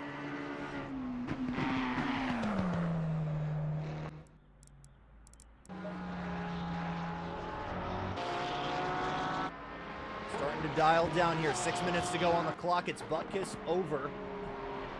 Michael Landry. Zach Martin 30 seconds back. Landry's still within contention of taking that win from Butkus, but I don't think he's got any means of doing so, especially when he knows the bigger picture here. Yeah, Landry's not going to take, unless Butkus makes a pretty serious mistake that makes it easy for Landry to walk him. He's not going to do anything risky right now. He said, "Oh, all I got to do is win the championship." Absolutely. McLaren mania at the front of the field. Butkus, Landry, and Botello first, second, and fourth, all in. Papaya Machinery, Zach Martin in third and fourth. Then you got a pair of BMWs, Casey Jackman, Jake Stewart, Carter Hayne, cruising his way to yet another top 10 finish here. Let's point that out for a minute, because Carter, his worst finish this season has been 9th. He's had a 7th and 3 5th place finishes, and this is absolutely becoming characteristic of Carter, being really in that top end of the midfield, bottom end of the front of the field, being that bridge from the top 6 to the mid-pack. And I mean, he does a phenomenal job, and that's what's kept him in third in this championship. It's not always about the raw points, right? No, or the raw finish. As a guy who covers IndyCar full time, the wins are flashy, the passes are cool, but the reason Scott Dixon walks away every single year with the championship is he doesn't do it in the flashy way. He goes away with top 10s and top 5s. He knows his way back to the front of the field here. Yeah, let's hope we don't commentator curse it so hard here, Preston. But I don't think it's a commentator curse. I think it's Nitten pointing out a commentator's curse. Yes. Every time. Nitin says, "Don't jinx it, Elliot," and then what happens is it gets jinxed right after that. Right after that? Listen, Carter, channel your inner spirit animal and just drive safe, please. Yes, Do it for me. Should also mention here, we don't know quite how the future of NASRS will work. I've got no intentions of going anywhere. Elliot, I know you might want to stick around. I don't want to keep you from being in the show here and me calling you, but I will always say... I do. Okay. I'm going to be terrible. You'll I'm be gonna terrible, but be... you'll be terrible with friends, and I'll get to commentate on True. you being terrible. You get to say, "Hey, I know that guy. He's terrible." You know what? You know what we should do? 1 week where you're the one guy in the box, and then I'll have to ask Gavin for this, but maybe in season 24 I get one Tuesday start. In the world. Well, you can. So the rules are officially that you're either in rookies or you're in Tuesdays. So if you say, "I just want to do Tuesdays for the one opportunity to do it, but I want to practice with my friends and continue learning how to race." Right. And that's kind of how Dakota Botello and Owen Churchill have gotten that exception. They've gotten the golden ticket. And granted, the weird structure of this season. Yeah, the is week also 7, kind rounds 1, race 6 thing. There you go. Yeah, that's kind of allowed that to happen as well. But again, there's something to be said. Oh my god, there's a little bit of a slide from Carter up over, and I'm scared we're doing something. Okay. There should be something we need to mention. We don't say that rookies are promoted, because genuinely the pace for a lot of these guys is already there. And it really comes down to the building blocks we've talked to you guys in chat about the entire season. It's, you know, not making expensive mistakes, not passing where you can lose time, and just being consistent, keeping it on the concrete, and just being able to keep the car in one piece by the end of the race. Which is a feat, It let me is. tell you. It is hard. I mean, going back to my season this season, right? And I always talk about the lessons that I learned from each race. And every race this season, I learned a lesson of my own. And I'm not going to talk about all the lessons because there's too many of them. But what I will talk about is the fact that, you know, I had a terrible season start. I was mid-bottom field for the first 3 races, not finishing one of them, absolutely destroying myself at the next one. And they taught me how to better prepare myself for the challenges that racing offers, because racing is a challenge. We're less than a minute to go to the end of this. How is that battle back in? Because I see some folks getting backed up here. And they're going to have one more lap to settle this after the strike. I want to get back to your point, though, really quick, because if losing is a lesson, if every loss is a lesson, Landry hasn't really learned a lot in his time with NASRS. 5-time series champion. We've seen a couple of little cracks in his driving, a choke up at the final lap of Bathurst, but really, you know, it seemed like we were going to see maybe a change of guard here in Mikel Charles, you know, once again taking him from Landry. There was a little bit of time commitment keeping him from being full-time last year, which is why Charles won. That's not to discredit either, but we've seen a lot of unlikely or unregular issues here from Landry this season. Yeah, and that's where, you know, I don't necessarily agree that losses are learning lessons. Well, I do agree, but I don't agree exclusively, right? I think that my victories, like for example, my last race, I came in 4th place at the end of it. And it felt great because it was my best finish ever. But it was also a lesson in things that I did well and I should keep doing. And Landry, I think, is going through a phase where he's got some lessons of what he does very well. We come into the bus stop for the final time. Is it the final time? It is. No. Yes, it And is. I would agree with you. Final time.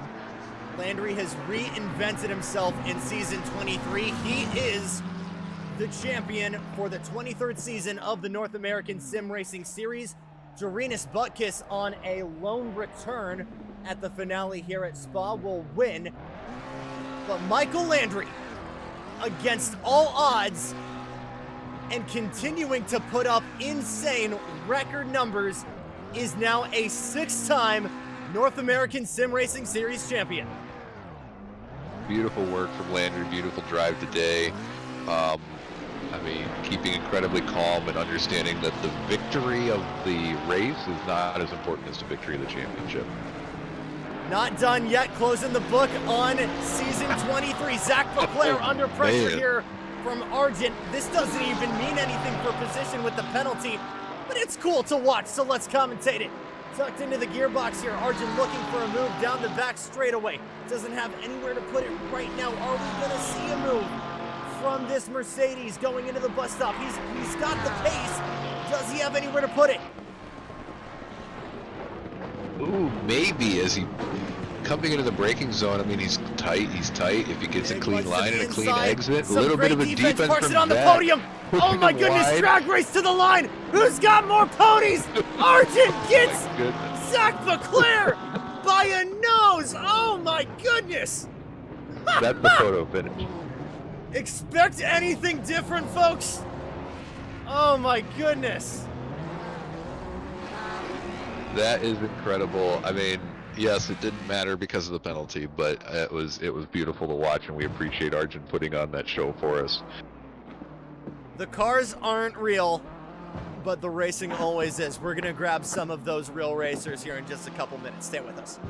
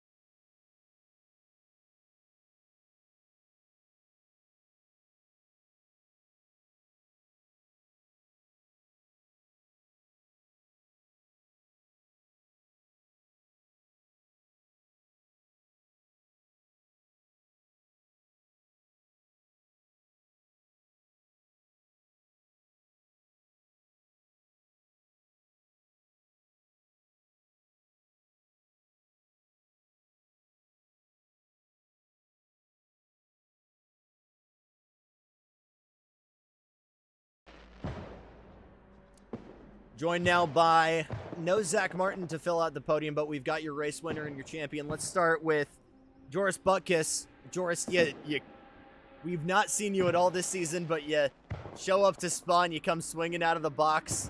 Talk to me about your race. It was a good race. The car was really good here as well. You know, it was kind of stressful having Michael behind me the whole race, but it was fine. the car was great, really. It was really good at Spa, so no complaints from my side. You had a lonely race for the most part, and I mean that in a good way. Not a lot of drama at the front for you. I mean, you guys had that big kahuna that I'm sure you two saw in your mirrors that was going on behind you. But talk to me about your battle with Landry and if there was any approach to maybe choosing to pit when you did. You know what? Not really.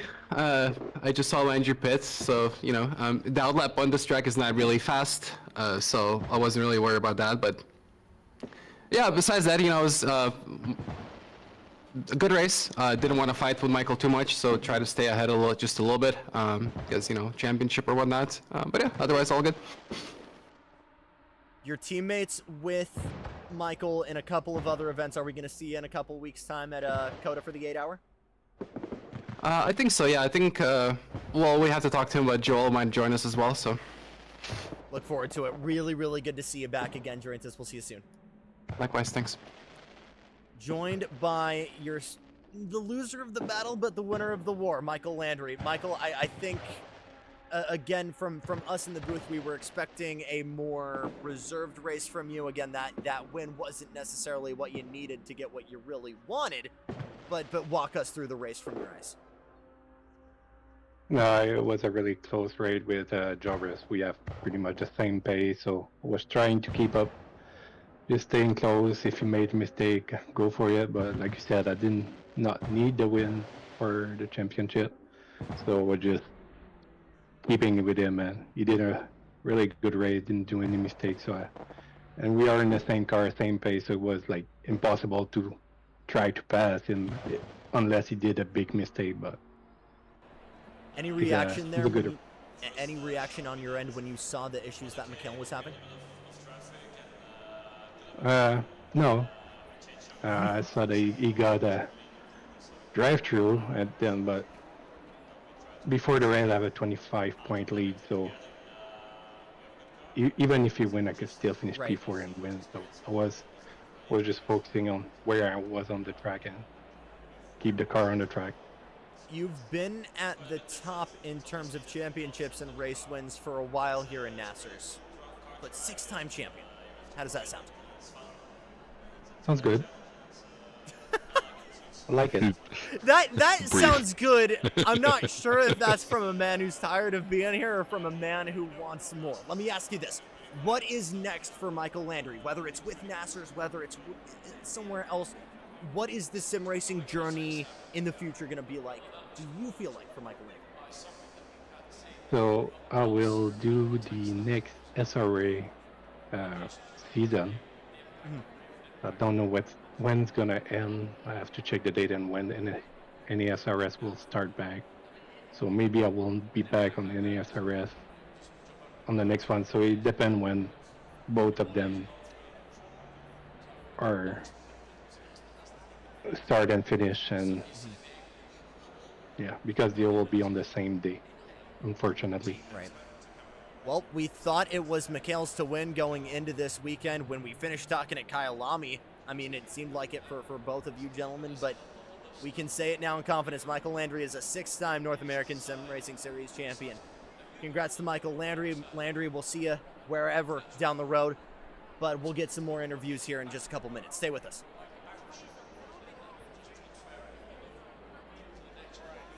Overlap is considered.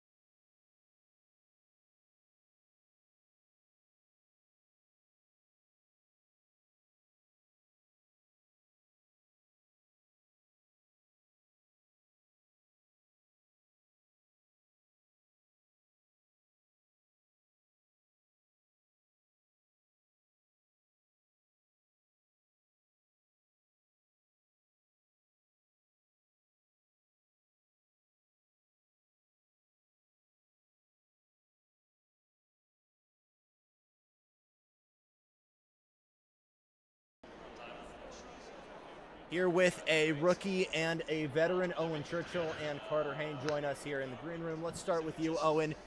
First Tuesday split race. It was a chaotic start and then some really good battles there with Davin Sturdivant. I know it didn't end the way you wanted to, but walk me through your debut. Yeah, it was pretty good. Obviously, the start was pretty crazy. I'm very surprised I made it through there unscathed. Then, yeah, it was just trying to get past Davin, which is always difficult. Right. Didn't expect him to break, and that's how it went down. I know that what a lot of people at home haven't fully known is, you know, just how much you two have battled in our split in Thursday rookies all week or all season long. So it was very cool to see that running up front. I think what the big takeaway from us was just how fast you guys were. Top 10 consistently for both you and Dakota. How did you feel like you did performance-wise? I think I did pretty good. Obviously, I would have wanted to be faster, but still getting used to the new kind of half-new car. Right. Setup wasn't great, but overall was pretty good, pretty fast. Happy to be where I am. We were trying to explain that to the guys watching. How much of a difference is there jumping from the 2018 over to the Evo model of the McLaren? It's more just the setup is different, because I just copied over my setup. It didn't work too well because it's just much better in the high speed, but it's Right. so much more twitchy in the low speed corners. It's so hard to control there. Right. I'm only giggling because that was almost identical to what I said earlier, that, the biggest difference between the two is going to be the settings you change to maximize the output of it. And, you certainly showed that you have a lot of potential, so it'll be great to see that going into the next season. So let's end with this then, Owen, because again, I think absolutely Flowers deserved after your debut. We're going to see you back on Tuesdays come season 24? Oh yeah, as long as everything goes according to plan, 100%. We look forward to it. Really good race, Owen. We look forward to talking to you soon. Let's go over to a guy that we didn't fully expect to be in the championship fight, but actually kind of shimmied his way in there. Not in that he wasn't doing fantastic, but he's been doing it the way he's been doing it all season, which is consistent. Carter Hayne, did you even know that going into this week a championship was a probability for you, or a possibility for you? I've been peeking at the points standings in SGP, but I take them with a grain of salt because they don't include the drop round. So I've just been thinking, that looks really good. I did not think I would have this many points. I like this. We like it too. You're fun to watch race. I've watched you. I don't want to say I've watched you improve so much because you've always been fast since I've called you, but start of season 22, you had the incident at Silverstone, and watching you battle with Don Debian in the wet, and watching you improve and consistently get top 10s, top 5s. Do you feel like you have noticed yourself improve over the past couple of months? I think I'm starting to notice it now, seeing like qualifying, well, not officially as a pro, but like I was put up against the pros, and Right. with the way the season played out, seeing my finishes and seeing just how I'm doing against others, and also the count of my mistakes has gone down. And the way I felt tonight at Spa, some of those trickier corners in the Honda that the Honda really hates, I started to have a rhythm there. I started to, drive correctly more often, rather than just being like, oh, I hope I get it right this time. Oh, I hope I get it right this time. It started to come to me more, so I think I am feeling it. I think that's a good pivot into my final question for you. Season 24. Early goals for you, and what are the intentions? Staying with the Honda or going back to trying something different? Probably another season with the Honda. I mean, look how it's treating me and how much it's teaching me. Yeah, I'm probably going to drive it again. I mean, sure, you have some of those moments like, oh man, the Honda hates Spa. Oh man, I would love to be in an AMG or an M4 or McLaren, but then I drive it more and I'm like, no, I'm just thinking the grass is greener on the other side. I don't need to change cars. So, I don't know how Go much you ahead. pay attention, but interesting factoid. All of your race finishes were either 5th, 7th, or 9th this season.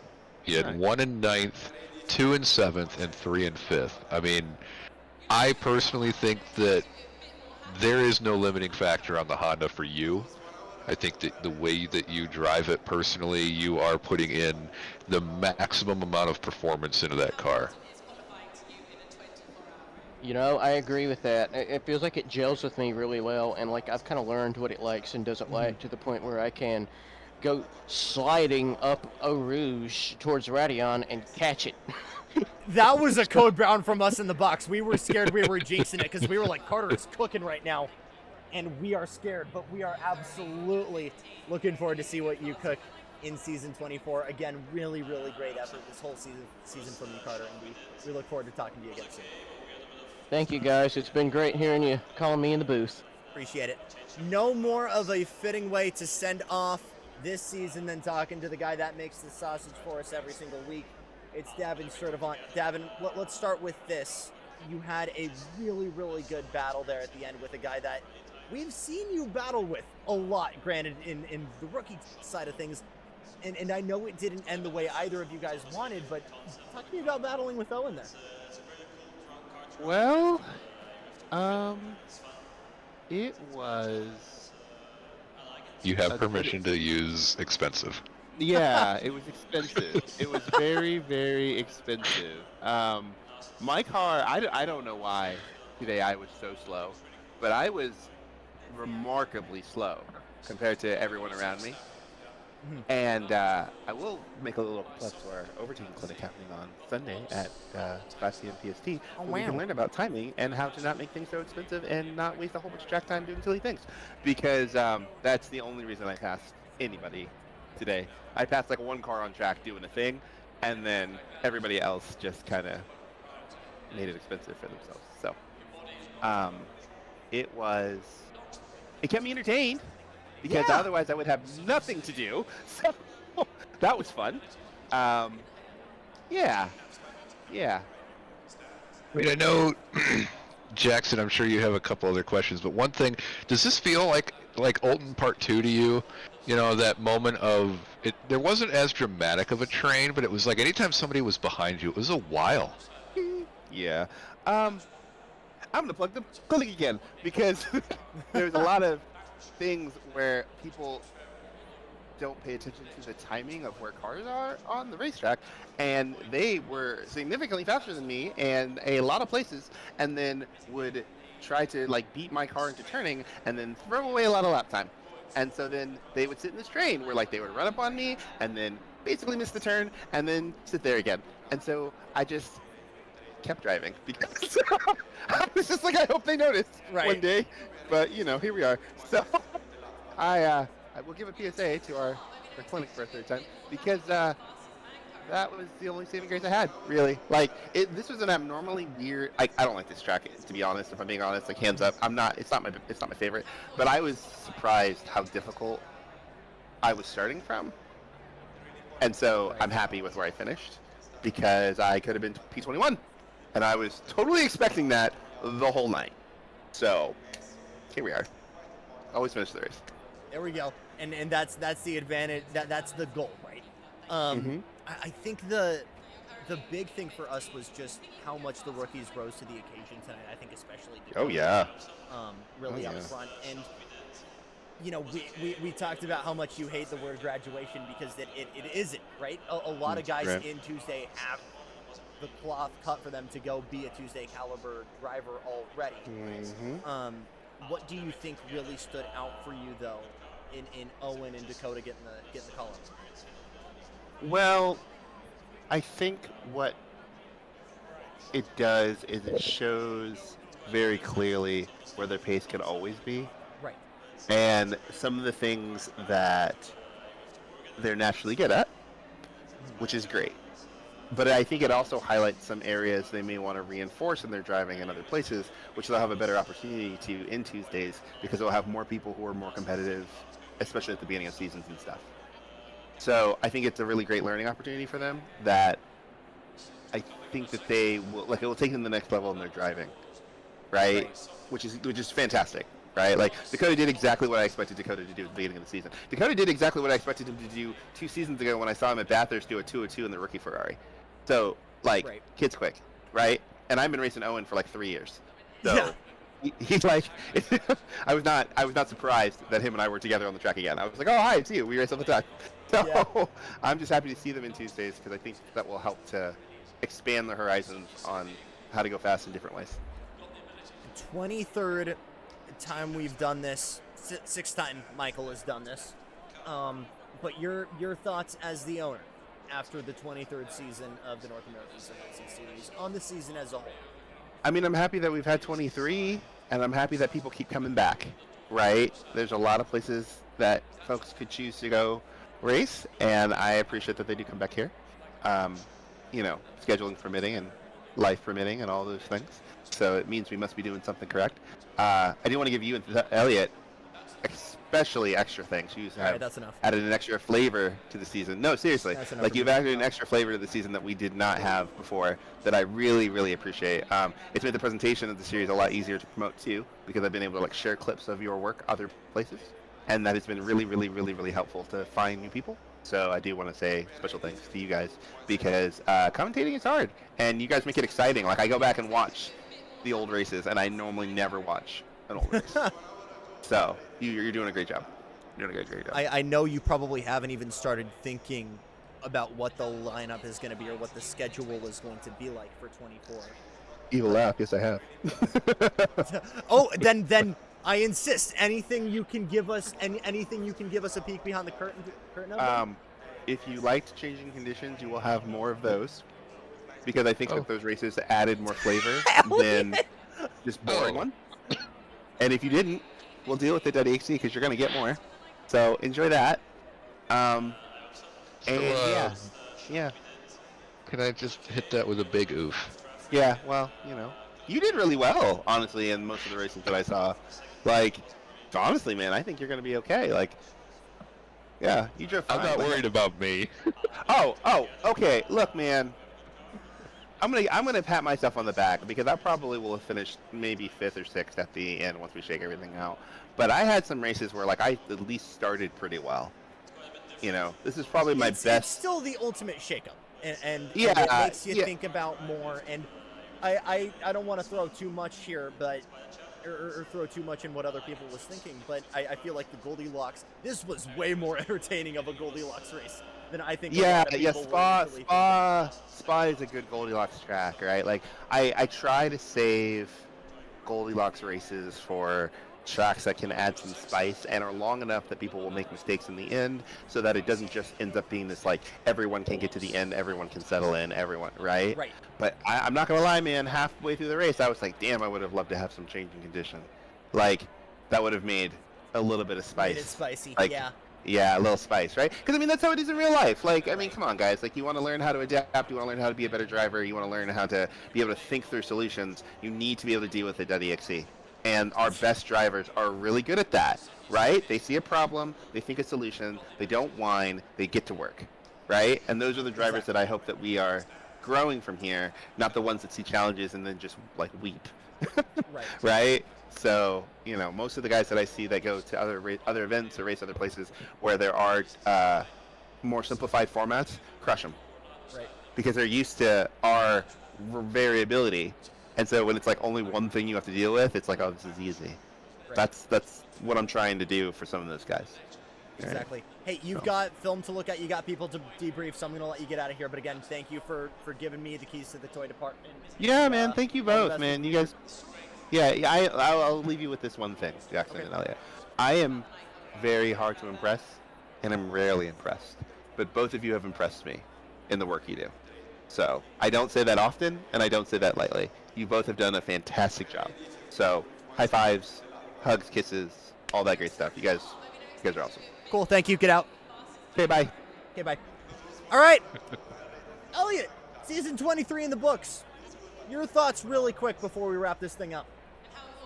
I mean, it was a great season. We saw a lot of close battling. We saw a lot of intense battling. We saw a lot of complicated battling. But despite all of the challenges that we face, I think we had an incredible time. I think we saw an incredible amount of racecraft, both in the beginning in natural raw talent and built up through other drivers throughout it. I mean, we had so many drivers that maybe they didn't start the greatest, but they continued to progress very well throughout the season and build up their skill set.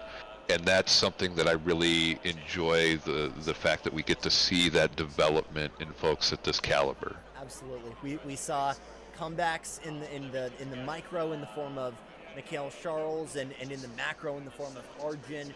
We saw some new rivalries develop. We saw a ton of friendships develop on track, especially from the Honda gang and between the two Canadian Ferraris. But I think just the on track was so genuinely exciting, and it's been genuinely an honor for me to be able to call this. And I want to give, I've got a lot of people I'm about to say thank you to, and I might just kick Elliot out before I do this. But I really want to thank Elliot, because for anyone who's been around last year, it was fun. Elliot, you made it a lot more fun. So thank you. I appreciate it. I tried my best, and you have done an incredible job setting these things up. When there was, I don't know how the doubt got started. I don't know where it came from. I don't know. I may have accidentally started. Not quite sure. Anyway, when there was a moment of doubt that you wouldn't be able to be helping or running this show, really, because the way I see it is, you run this and you run it extremely well, and I love the fact that you bring the energy you do, and it makes it very easy for me to show up and help you accomplish what I think is amazing. So I really do appreciate it. I'll say this right now. The future for me is uncertain, but there is one thing that is certain. I first started sim racing competitively with NASRS back in 2020. Back then we ran rookies in the Huracan, and we still were potentially doing it, doing things on console. And a Canadian guy named Mike actually owned the server, but Davin was still here, and Larry was still here, and it was still a community. And out of college, I'm looking for places to get reps, and I don't only get the keys to come and stream for you guys, but I'm allowed to come and run rookies with you guys, and that has been an absolute joy and an absolute privilege. And I want to give thanks to everybody at NASRS for Elliot for being in the booth with me every single weekend or week, and Davin for putting this whole thing together, all of the coaches, everybody who makes the wheels turn in the North American Sim Racing Series every single week. I say this with full confidence, and the one thing that is certain for me, NASRS is my home. And no matter what happens to me in the next couple of weeks, whether it's real life commentary or sim commentary, this is always going to be, this place and the people is always going to be my home. And with that being said, it's time for a little bit of a vacation. We've got the Circuit of the Americas 8-hour coming up. We've got off-season races, and everybody is, again, invited to that. And in just a couple weeks' time, a couple months' time, we're going to be back at it for season 24. And I'm going to be, assuming things stay the way they are, I'm going to be with you every step of the way for that as well. And this is absolutely not a goodbye. It is just to see you later. But again, for everybody here, for Davin, for Elliot, and for everybody at the North American Sim Racing Series, a thank you for making Tuesday nights just this little bit extra bit of special. I'm Jackson Lambros. Let your passion fuel you, and we'll see you next time.